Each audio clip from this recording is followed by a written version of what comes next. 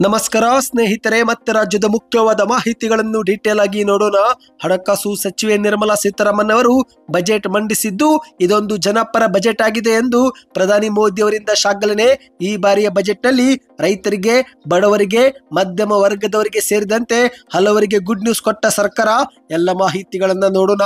ಮತ್ತೊಂದೆಡೆಯಲ್ಲಿ ಕರ್ನಾಟಕದಲ್ಲಿ ಕನ್ನಡವೇ ಸಾರ್ವಭೌಮ, ಇನ್ನು ಮುಂದೆ ನಾಮಫಲಕಗಳಲ್ಲಿ 60% ಕನ್ನಡ ಬಳಕೆ ಕಡ್ಡಾಯ, ಸರ್ಕಾರದಿಂದ ಖಡಕ್ ಆದೇಶ. ಎಲ್ಲ ಸುದ್ದಿಗಳನ್ನ ನೋಡೋಣ ಸ್ನೇಹಿತರೆ. ಇನ್ನು ಮತ್ತೊಂದೆಡೆಯಲ್ಲಿ ಗೃಹಲಕ್ಷ್ಮಿ ಯೋಜನೆ ಕುರಿತಂತೆ ಮತ್ತೊಂದು ಮುಖ್ಯವಾದ ಮಾಹಿತಿ.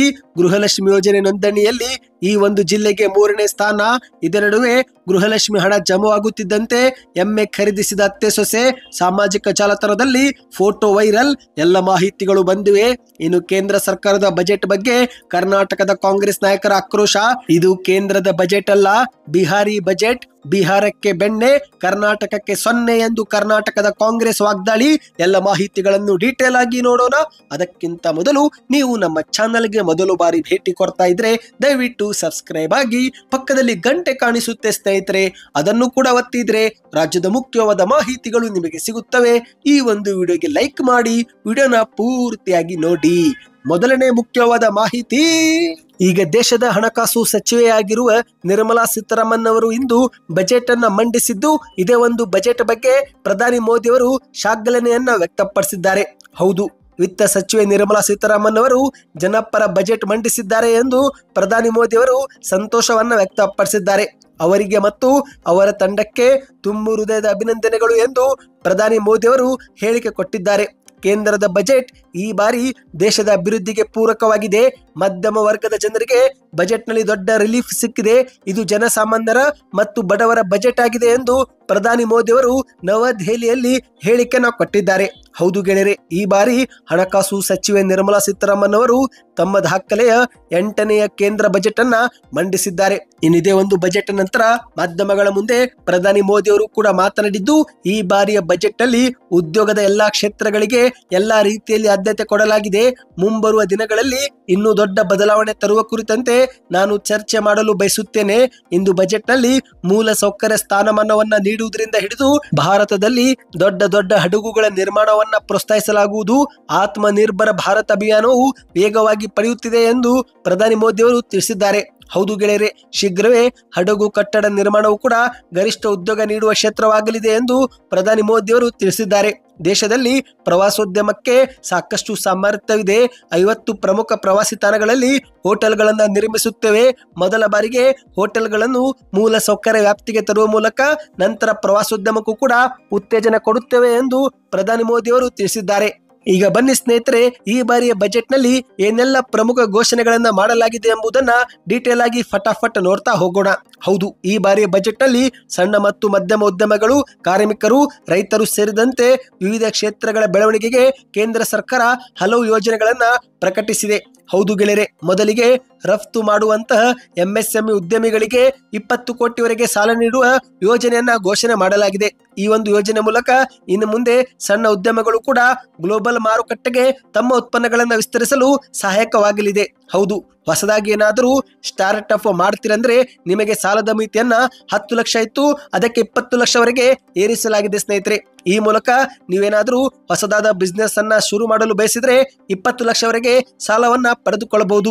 ಇನ್ನಿದೇ ನಡುವೆ SC ST ಸಮುದಾಯದ ಮಹಿಳಾ ಉದ್ಯಮಿಗಳಿಗೆ 5 ಲಕ್ಷವರೆಗೆ ವಿಶೇಷ ಸಾಲ ಸೌಲಭ್ಯವು ಕೂಡ ಒದಗಿಸುವ ಕುರಿತಂತೆ ಘೋಷಣೆ ಮಾಡಲಾಗಿದೆ. ಇನ್ನಿದೇ ನಡುವೆ ಪಾದರಕ್ಷೆ ಮತ್ತು ಚರ್ಮ ಉದ್ಯಮಗಳನ್ನ ಪ್ರೋತ್ಸಾಹಿಸಲು ಅದಕ್ಕೂ ಕೂಡ ವಿಶೇಷ ಪ್ಯಾಕೇಜ್ ಅನ್ನ ಘೋಷಣೆ ಮಾಡಲಾಗಿದೆ. ಇದರಿಂದ ಭಾರತದಲ್ಲಿ 22 ಲಕ್ಷ ಜನರಿಗೆ ಇನ್ನಷ್ಟು ಅವರ ಉದ್ಯೋಗಾವಕಾಶಗಳನ್ನ ಸೃಷ್ಟಿಸಲು ಸಹಾಯವಾಗುತ್ತೆ ಎಂದು ಹೇಳಲಾಗುತ್ತಿದೆ. ಇನ್ನಿದೇ ನಡುವೆ ರೈತರಿಗೂ ಕೂಡ ಗುಡ್ ನ್ಯೂಸ್ ಅನ್ನ ಕೊಡಲಾಗಿದೆ. ಹೌದು ಗೆಳೆಯರೆ, ದೇಶದ ಎಲ್ಲಾ ರೈತರಿಗೆ ಕಿಸಾನ್ ಕ್ರೆಡಿಟ್ ಕಾರ್ಡ್ ಸಾಲದ ಮಿತಿಯನ್ನು 5 ಲಕ್ಷಕ್ಕೆ ಹೆಚ್ಚಳ ಮಾಡುವುದಾಗಿ ನಿರ್ಮಲಾ ಸೀತಾರಾಮನ್ ಅವರು ಘೋಷಣೆ ಮಾಡಿದ್ದಾರೆ. ಹೌದು, ಇಂದು ರೈತರು ಬ್ಯಾಂಕಿಗೆ ಹೋಗಿ ಸಾಲ ಪಡೆಯುವ ಬದಲು ಕಿಸಾನ್ ಕ್ರೆಡಿಟ್ ಕಾರ್ಡ್ ಮೂಲಕ ಸಾಲ ಪಡೆದುಕೊಂಡು ನಂತರ ಸರಿಯಾದ ಸಮಯಕ್ಕೆ ಮರುಪಾವತಿ ಮಾಡಿದರೆ ಬಡ್ಡಿಯಲ್ಲಿ ರಿಯಾಯಿತಿ ಸಿಗುತ್ತೆ. ಹೌದು ಗೆಳೆಯರೆ, 7% ಬಡ್ಡಿಯಲ್ಲಿ 4% ಬಡ್ಡಿ ಕೇಂದ್ರ ಸರ್ಕಾರ ತುಂಬಲಿದ್ದು, ರೈತರು ಕೇವಲ 3% ಮಾತ್ರ ಬಡ್ಡಿಯನ್ನ ಕಟ್ಟಬೇಕಾಗುತ್ತೆ. ಈ ಒಂದು ಕಿಸಾನ್ ಕ್ರೆಡಿಟ್ ಕಾರ್ಡ್ ಸಾಲದ ಮಿತಿಯನ್ನ ಈಗ ಮತ್ತೆ 5 ಲಕ್ಷಕ್ಕೆ ಹೆಚ್ಚಳ ಮಾಡುವುದಾಗಿ ನಿರ್ಮಲಾ ಸೀತಾರಾಮನ್ ಅವರು ಘೋಷಣೆ ಮಾಡಿದ್ದಾರೆ. ಇನ್ನಿದೇ ನಡುವೆ ಈ ಬಾರಿಯ ಬಜೆಟ್ ನಲ್ಲಿ ಒಂದು ದೊಡ್ಡ ಘೋಷಣೆಯನ್ನ ಮಾಡಲಾಗಿದೆ. ಇದು ದೇಶದ ಎಲ್ಲ ಜನತೆಗೂ ಕೂಡ ಸಾಕಷ್ಟು ಸಹಾಯಕವಾಗಿದೆ. ಅದೇನೆಂದ್ರೆ ಸ್ನೇಹಿತರೆ, ಇನ್ನು ಮುಂದೆ ವರ್ಷದ ಆದಾಯ 12 ಲಕ್ಷವರೆಗೆ ಇದ್ರೆ ನೀವು ಯಾವುದೇ ಒಂದು ತೆರಿಗೆ ಕಟ್ಟುವ ಅವಶ್ಯಕತೆ ಇಲ್ಲ. ಹೌದು ಗೆಳೆಯರೆ, ಇದೊಂದು ದೊಡ್ಡ ಘೋಷಣೆ ಆಗಿದೆ.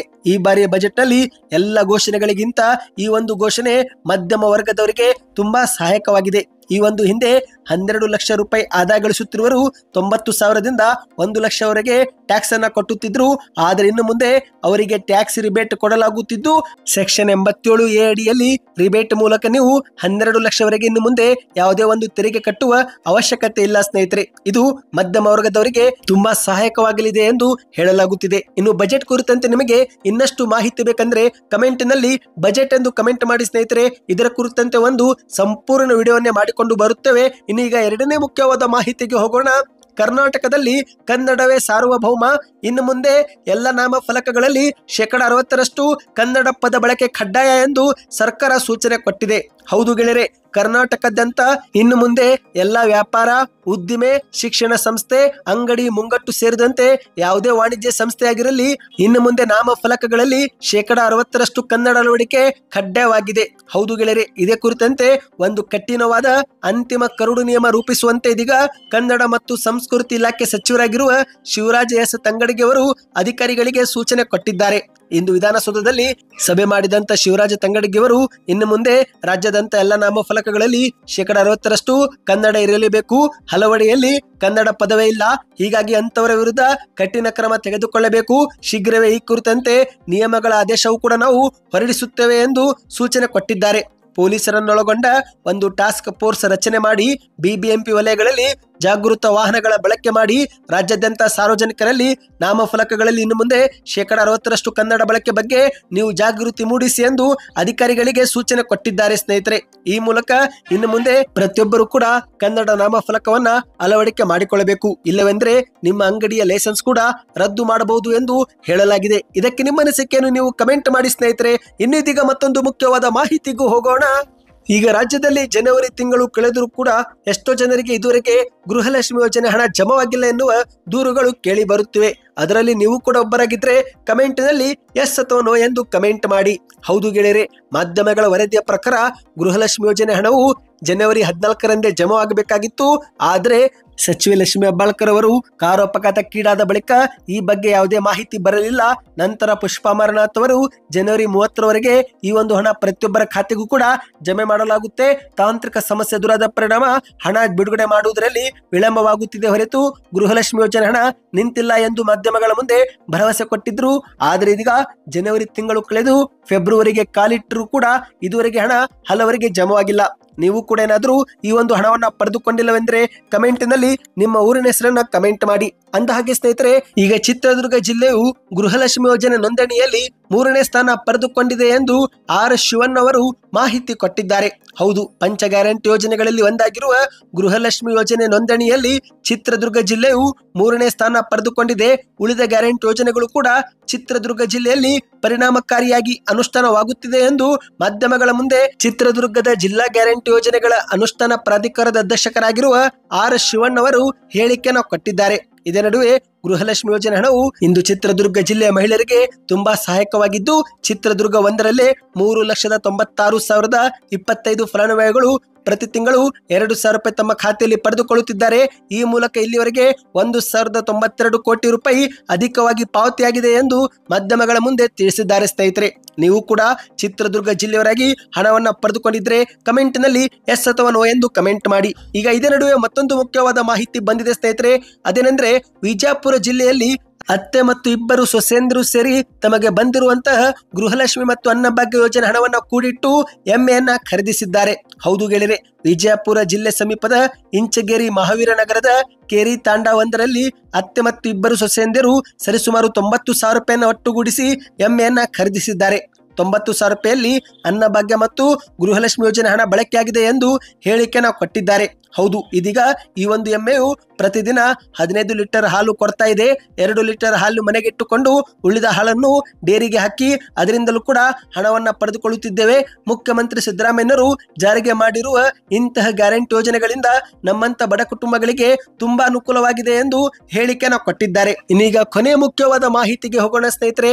ಮಾಹಿತಿಯ ಪ್ರಕಾರ ಈ ಬಾರಿಯ ಬಜೆಟ್ ನಲ್ಲಿ ಬಿಹಾರ ರಾಜ್ಯಕ್ಕೆ ತುಂಬಾನೇ ಒಂದು ದೊಡ್ಡ ದೊಡ್ಡ ಘೋಷಣೆಗಳನ್ನ ಜಾರಿಗೆ ಮಾಡಲಾಗಿದೆ ಎಂದು ಹೇಳಲಾಗುತ್ತಿದೆ. ಆದ್ರೆ ಇದೇ ಒಂದು ವಿಚಾರಕ್ಕೆ ಇದೀಗ ಕರ್ನಾಟಕ ಕಾಂಗ್ರೆಸ್ ವಾಗ್ದಾಳಿ ನಡೆಸಿದೆ.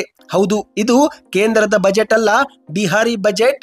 ಬಿಹಾರಕ್ಕೆ ಬೆಣ್ಣೆ, ಕರ್ನಾಟಕಕ್ಕೆ ಸೊನ್ನೆ ಎಂದು ಸಾಮಾಜಿಕ ಜಾಲತಾಣದಲ್ಲಿ ಕರ್ನಾಟಕ ಕಾಂಗ್ರೆಸ್ ವಾಗ್ದಾಳಿ ಮಾಡಿದೆ. ಈ ಬಾರಿಯ ಕೇಂದ್ರದ ಬಜೆಟ್ ನಲ್ಲಿ ಕರ್ನಾಟಕಕ್ಕೆ ಯಾವುದೇ ಯೋಜನೆ ಘೋಷಣೆ ಮಾಡಿಲ್ಲ, ಬೆಂಗಳೂರಿಗೂ ಕೂಡ ಯಾವುದೇ ಅನುದಾನ ನೀಡಿಲ್ಲ.